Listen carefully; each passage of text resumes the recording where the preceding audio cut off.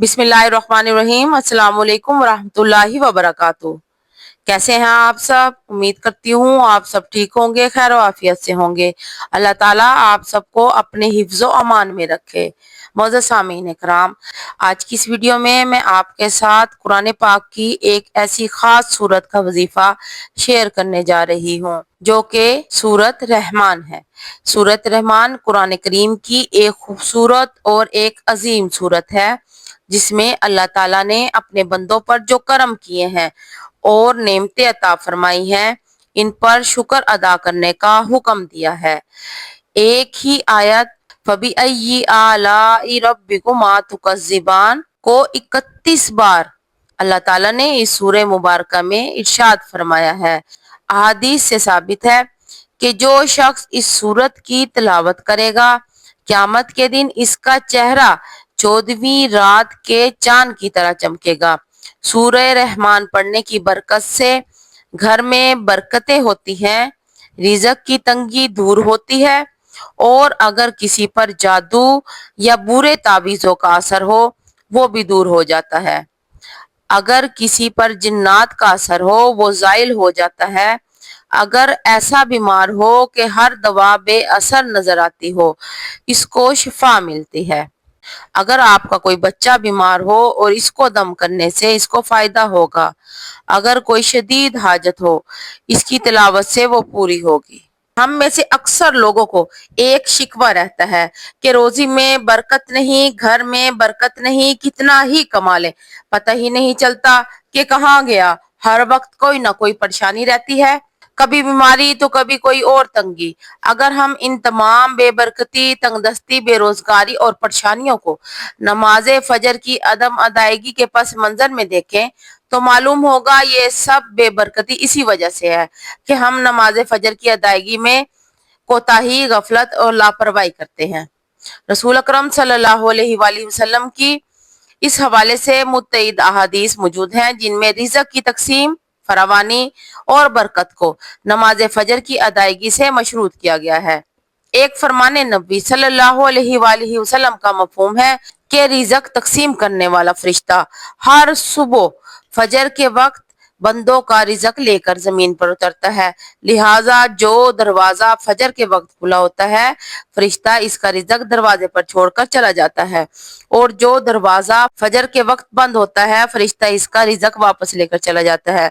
रसूल अकरम सल्लल्लाहु अलैहि वसल्लम के फरमान के मुताबिक फजर ईशा की नमाज खैर और बरकत से मामूर है। इन दो नमाजों की अदायगी बेशुमार नेकियों और सवाब के ज़खायर और रिज़्क और बरकतों के खजाने जमा करने का सबब है। जैसा कि रसूल अकरम सल्लल्लाहु अलैहि वसल्लम ने इरशाद फरमाया, अगर लोगों को ईशा की और फजर की नमाजों का अजर व सवाब मालूम हो जाए तो वो इन दो नमाजों में जरूर आएंगे। हदीस से भी नमाज फजर, फजर की किरात व तिलावत कुरान की अहमियत उजागर करती है, जिससे फजर के वक़्त और नमाज फजर की अहमियत का पता चलता है। आप सल्लल्लाहु अलैहि वसल्लम ने फरमाया कि फजर की 2 रकत यानी सुनते दुनिया की हर चीज से अफजल है। कुरान मजीद अल्लाह की सच्ची किताब है, ये अल्लाह का पैगाम अपने बंदों के नाम है। इससे ईमान बढ़ता है और दिलों के जंग उतरते हैं। कुरान मजीद की तिलावत करना बाइस बरकत और सवाब है, मगर अफसोस का मकाम है कि हमारी अक्सरियत तिलावत कुरान मजीद से गाफिल है। दुनिया के कामों में अपना वक्त लगाने में लगे रहते हैं, जबकि तिलावत कुरान के लिए वक़्त नहीं मिलता। यकीन जाने तिलावत कुरान पाक से अल्लाह वक़्त में बरकत डालता है। आज से ये अहद करें कि इंशाअल्लाह कुरान मजीद की तिलावत के लिए रोजाना वक़्त निकाल कर कम अज कम 2, 3, 4 रुकू तिलावत करेंगे और इसको समझेंगे, इसको तर्जुमे के साथ पढ़ेंगे ताकि पता चले अल्लाह ताला अपने बंदों से क्या फरमाते हैं। रसूल अकरम सल्लल्लाहु अलैहि वसल्लम ने फरमाया, तुम कुरान पढ़ो इसलिए कि कुरान क़यामत के दिन अपने पढ़ने वालों के लिए सिफारिशी बनकर आएगा। एक दूसरी हदीस में है कि कुरान की सिफारिश को कबूल किया जाएगा। कुरान को पढ़ने के बाद इसको अपनी अमली जिंदगी में लाने वालों के लिए भी झगड़ा करेगा और निजात दिलाएगा। चुनाचा नबी अकरम सल्लल्लाहु अलैहि वसल्लम ने फरमाया, اللہ تعالیٰ اس کتاب قرآن مجید کی وجہ سے بہت سے لوگوں کو سربلند فرمائے گا اور دوسروں کو ذہین کرے گا۔ قرآن مجید کی تلاوت کرنے سے ہر حرف کے بدلے میں 10 نیکیاں ملتی ہیں۔ قیامت کے روز انسان ایک نیکی کے لیے مارا مارا پھرے گا، لہٰذا نیکیوں کے حصول کے لیے تلاوت قرآن پاک کو معمول بنانا چاہیے۔ رسول اکرم صلی اللہ علیہ وآلہ وسلم نے ارشاد فرمایا، جس نے کتاب اللہ کا ایک حرف تلاوت کیا اس کو ایک نیکی ملے گی اور اس ایک نیکی کا بدلہ کم از کم 10 گنا ہے۔ آپ صلی اللہ علیہ وآلہ وسلم نے فرمایا، بے شک وہ آدمی جس کے دل میں قرآن کا کچھ حصہ نہیں وہ ویران گھر کی طرح ہے۔ قرآن کریم کی تلاوت خود اجر و ثواب کا باعث ہے، چاہے پڑھنے والا اس کے معنی و مطالب کو سمجھتا ہو یا نہ سمجھتا ہو۔ اس کے ایک ایک حرف پر 10 نیکیاں ہر پڑھنے والے کو ملیں گی۔ اللہ تعالیٰ قرآن پاک میں ارشاد فرماتے ہیں کہ یہ کتاب پرہیزگاروں کو ہدایت ہے جو غیب پر ایمان لائے اور نماز قائم رکھتے اور ہم نے جو دیا اس میں سے ہماری راہ میں خرچ کرتے ہیں۔ سورہ بقرہ آیت نمبر 3۔ اور اللہ تعالیٰ فرماتے ہیں، وَأَقِیمُوا الصَّلَاةَ وَآتُوا الزَّکَاةَ وَارْکَعُوا مَعَ الرَّاکِعِینَ، نماز قائم کرو اور زکوٰۃ ادا کرو اور رکوع کرنے والوں کے ساتھ نماز پڑھو، یعنی مسلمانوں کے ساتھ کہ رکوع ہماری شریعت میں ہے یا تو پھر باجماعت سے نماز ادا کرو۔ اللہ تبارک و تعالیٰ نے پورے قرآن پاک میں 700 مرتبہ اپنے بندوں کو نماز قائم کرنے کا حکم دیا ہے، کیونکہ نماز تمام برائیوں سے روکتی ہے۔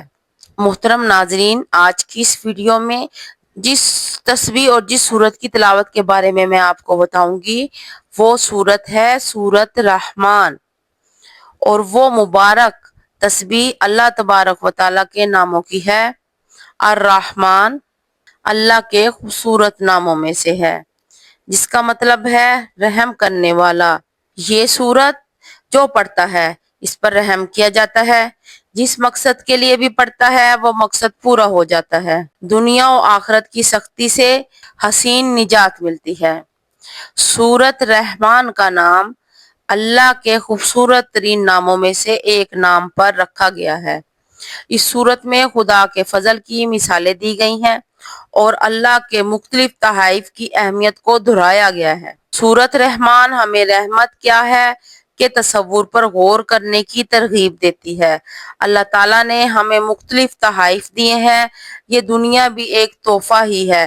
درخت، کھانا، ہمارے ارد گرد کا ماحول، ہوا، پانی، صحت مند جسم اور دماغ، خاندان، دوست، سب کچھ ایک تحفہ ہے۔ ہم اس سب کو قدر کی نگاہ سے نہیں دیکھتے ہیں۔ سورہ رحمان ہمیں یاد رکھنے میں مدد کرتی ہے کہ اس طرح کے تمام خدائی احسانات ایسی چیز نہیں ہے جس سے ہمیں غفلت برتنی چاہیے۔ یہ سورت ہمیں بتاتی ہے کہ ہم اپنے رب کی کسی نعمت کا انکار نہ کریں۔ ہم جانتے ہیں کہ ہر چیز فانی ہے، اس کے باوجود ہم دنیا کی دولت اور آسائشوں کے حصول میں دیوانہ ہو جاتے ہیں۔